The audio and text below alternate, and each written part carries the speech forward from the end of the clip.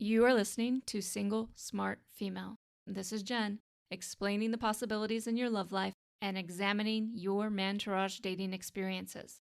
I am here to help you do life and love on your terms by tipping the scales of love permanently in your favor. So don't forget to text this episode to all of your single smart girlfriends, and let's get started. Hello, lover girl. It's your romantic fairy godmama. And today we have a romantic fairy godmama hot topic. Today's hot topic is it okay to exclusively date within your race or religion?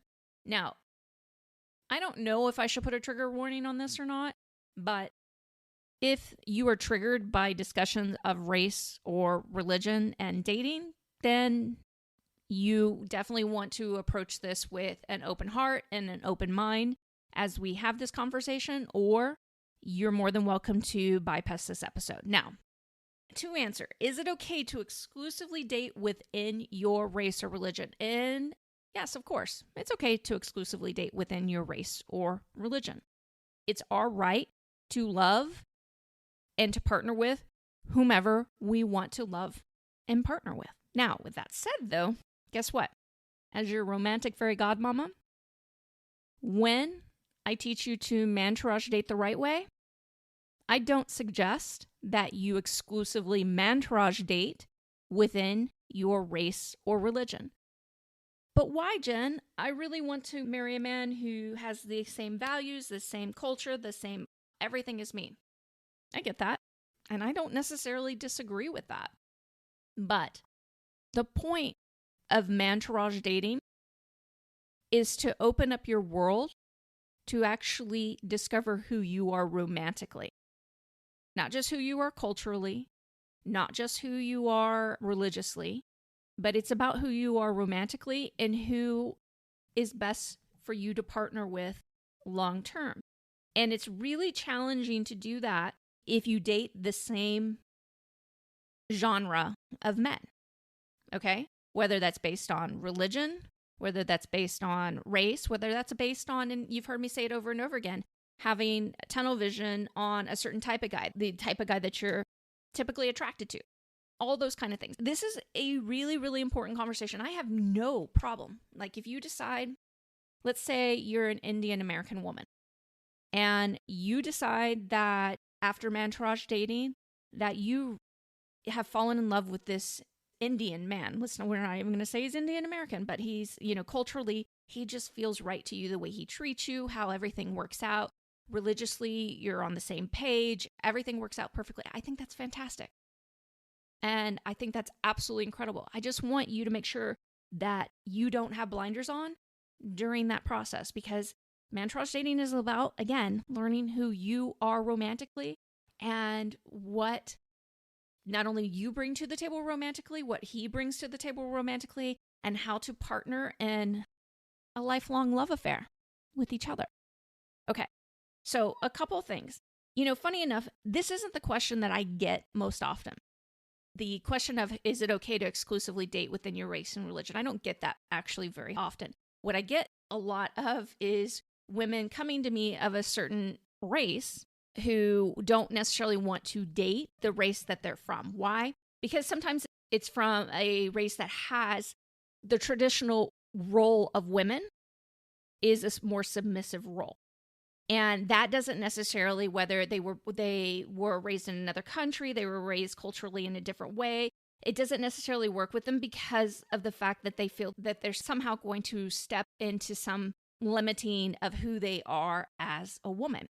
And every single time, I've encouraged those specific women to go ahead and include that particular race in their mantourage so that they can change that experience. Because even within a culture, even within a race, not all men are the same. And that's something that we have to accept. Not even necessarily the majority of men. It is a lot of times, and this isn't necessarily true every single time you happen, but a lot of times men react to who we show up as women. And the truth is that there's a lot going on in the way that we approach dating and the ideas we have about certain men that make it the most challenging and that are producing, the way we show up, are producing a lot of the crappy results that we have. Okay. And when you change that and learn how to mantourage date the right way, you're going to be blown away by what happens in all kinds of forms. I mean, things that you didn't even think were possible are all of a sudden going to become possible because you've opened up your world. And again, I even recommend this if you're really set, let's say you're Christian, or if you are Muslim and you're really set on marrying somebody within that. Again, I don't think there's anything wrong with that, but if you're going to go through the process of mantourage dating, date outside of that as well. Doesn't mean that, you won't meet somebody that maybe may not be there with you, but then all of a sudden becomes that because, everything lines up together with the two of you and he ends up being the most incredible Christian partner, Muslim partner, husband, anything that you really want. It's a dream come true for you. But again, during the mantourage dating phase, when you're actually dating and talking to multiple men, do understand that I am encouraging you to think outside of that box. Okay? So definitely include the box, but include others outside of the box as well, so that you really learn who you are romantically, you really learn what you want romantically, and you learn how to create the partnership that blows you away romantically. Hey, Lover Girl, don't forget to subscribe to the show in your favorite podcast app, as well as share this episode with all of your single smart girlfriends. And if you are ready to stop pretending that you can indefinitely survive on scraps of his romantic attention, and instead learn how to mantourage date with your romantic fairy godmama directly, then come schedule your application interview at secretsocietyofAdoredWomen.com. Most women repeatedly fail in their romantic endeavors because they have the wrong guidance, no accountability, no romantic support system, and shit-ass one-size-fits-all dating advice that doesn't work for smart, successful women. Adored Women, on the other hand, have me at their fingertips to help them brilliantly navigate mantourage dating with excessive laughter, giddiness, and all the right feels you've been craving. True love included, no batteries required.